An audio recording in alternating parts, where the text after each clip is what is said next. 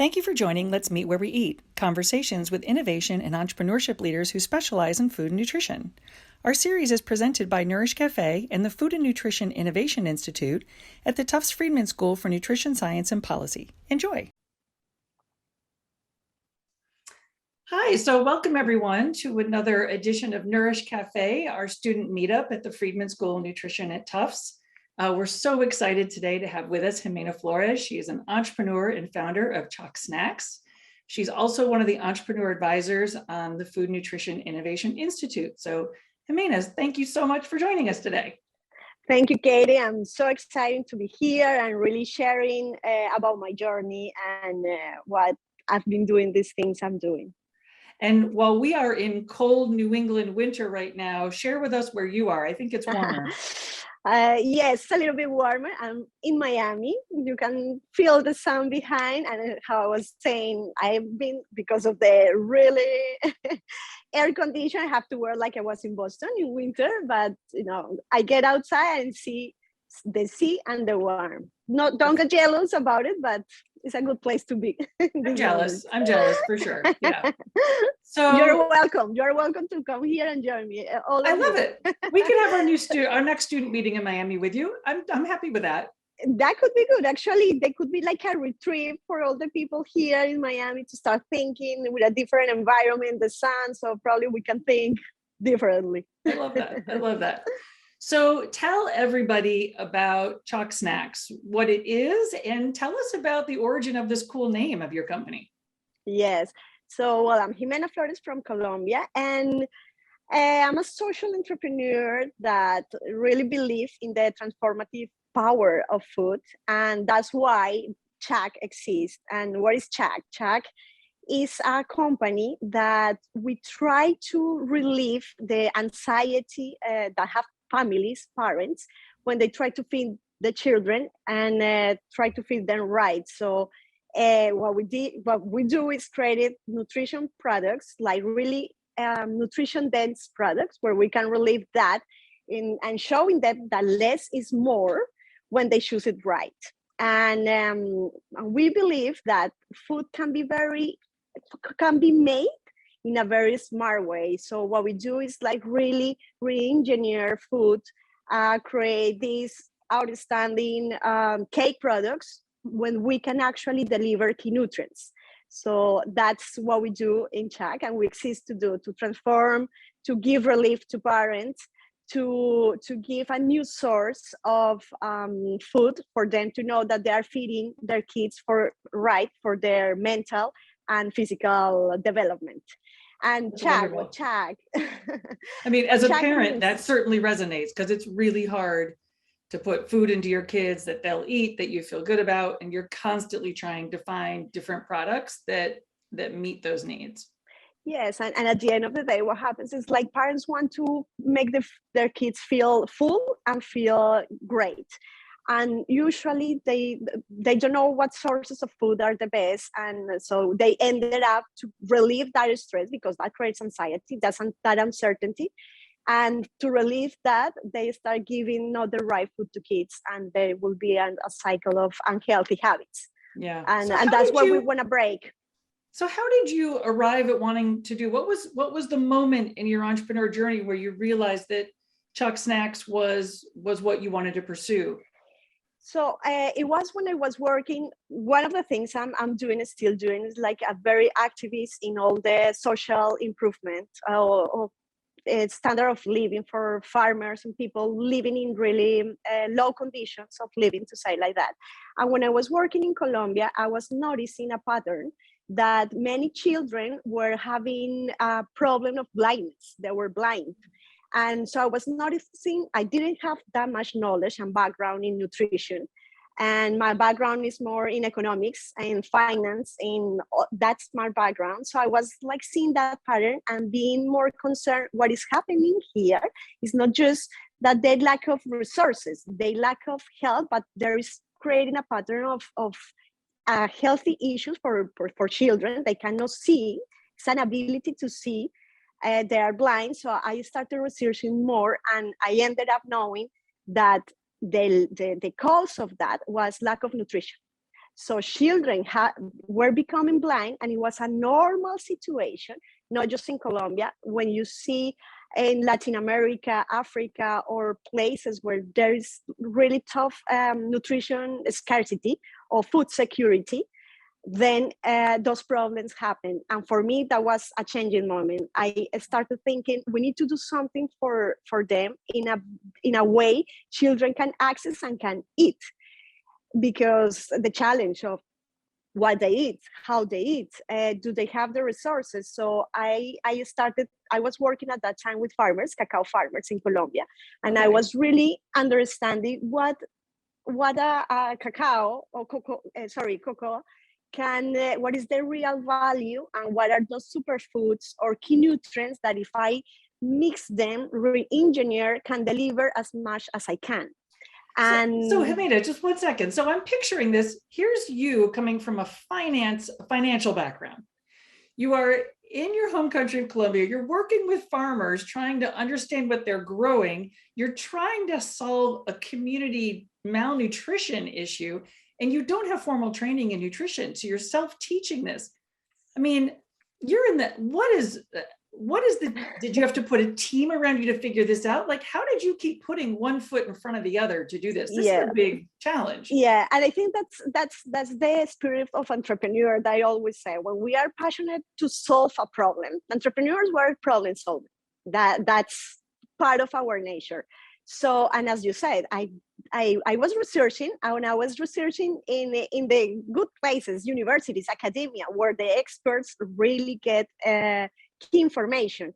And then I started going in Colombia to nutritionist events, like where I can find the experts, where I can find someone who can give me more information and how I can do things, taking into account my background. And I got into a really good place in those symposiums when one of the top nutritionists in Colombia, in a coffee break, they were over there. I was really behind the audience. I was just seeing, I need to talk to this girl. This person is an expert and she can give me answers. So in the coffee break, I just run into her and say, listen, I'm noticing this in my work. What can we do? I have these ideas. I know about food. I know about communities. I know about, this is what I can bring, but I have no idea about nutrition. I have no idea how to make food. I don't even like to cook. So I am not the one who can mix it. How can I do it? So she was giving me, and she put me a team of nutritionists. Wow. Everything like for free. I didn't even, and at that moment it was, and actually there it was my model of working with experts. Like and this is so amazing about the nutrition and health field, because it's service. Yeah. They love to give, to put their knowledge and to serve.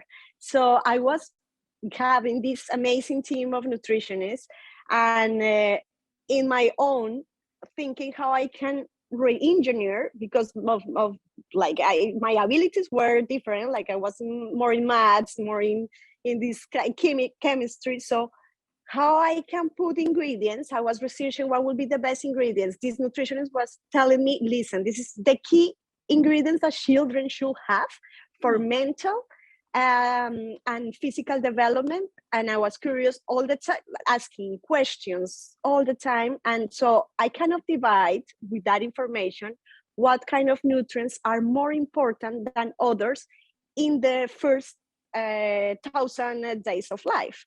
And because they were key for that problem that I was facing in my work in Colombia. And so on, I started getting more knowledge, and so on, I started getting more involved more with experts. And I developed my products in the kitchen, really literally, like mixing, the summing, like trying to understand the combinations to see if I can deliver nutrient-dense product without using flour, sugar, nothing. And using the key ingredients, the key nutrients, trying to see. And at the end of the day, I ended up, because of that, something happened, and business are magical when you put all your drive. And I started getting more in touch with the US experts. I started being more involved of how we can get support from experts here in So it United just kept States, the going level and of going. innovation. Yes, the Yeah. level of innovation, the level of resources for science is higher than in developing countries. So Yeah. one of the things is that I started facing gaps of resources there in terms of knowledge, in terms Yep. of people, in terms of my mind was expanding, and I feel I didn't have the resources, the human resources.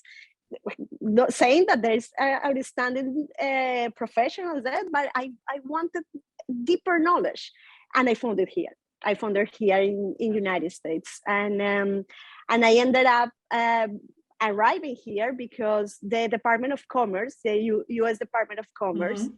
Well, it was a whole journey, but and I don't like. You want me to tell the story, or because Well, I I can mean, probably expand. I think what's interesting is, so from the time you started to work with these farmers to the time you launched your product, because obviously there's a lot of steps here. Yeah. What was that length of time? So it was around when I decided to start making it. It was around 2 years. Okay. All right. 2 years And frame. so what were you doing in your career at the time when you started to work with these farmers and you found yours, like, what was your day job that suddenly you found yourself in this environment? What were you doing as your career at Yeah. the time? So I actually decided to be in that environment. And how I was involved, I was graduating from a school in Australia. I was doing, I finished their economics and environmental economics. And then I exposed myself when I go back to Colombia. When I went back to Colombia, I said, I want to really work with farmers. I was doing everything, studying environmental and social impact from economic projects. So I thought my country has a Gotcha. huge potential. So that's why I decided to start being in the agricultural field, because Right. I for me was there is a huge opportunity that Colombia's country has. We produce just 4% of our, oh, we use just 4% of our growing food capacity, just to give an example. However, Colombia have a lot of complexity, but that is what I was doing. I went back from Australia to Colombia to start getting in touch with organizations, agriculture organizations, getting to know, because I again, it was like I didn't know about it. I was just a Right. student with a Yeah. sense of passion and drive to create a change in a field.